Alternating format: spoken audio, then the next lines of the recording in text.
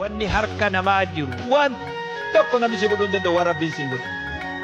Akkasii bee dhuguma siimu jira bee waan rabbi siin godhin namni waan takka si godhuu hin danda'u. Waan rabbi si godhellee namni si dhorkuu hin danda'u mati. Hamma fedhe nabiin akkana jedhu barsiise sallallahu alaihi wasallam.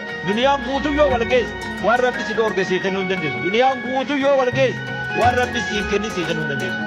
Hadiisa kana 40 karaatanii namni irra xiqqaan darasa. 40 karaatee yaa mucaan ganaa kana kana. Jaaree fuudhee bisaan hin naqatu. Asii galee kun immoo balbii keenya keessa jiraatu qabu. Oduma borollullee oduma batachinullee soora qocaa kaayee allaatti hin fuudhan jennee bojarra keenya. Sooma kama isaan dhageenya. Soora qocaa kaayee allaatti hin fuudhan jennee qocaa hanga deemu garteemi. Allaatti hanga barattu garteemi. So qooda qocaa abadan allaatti hin fuudhu hawwii fuudhu malee. Ati yoo duba nama hangana ba'u kana tattee namni fuudha. Ati qocaadha. Qocallee harkatti. Ta qocaatu abbaan fedhe fuudhuu jaabata. Bakma isi jabaabee.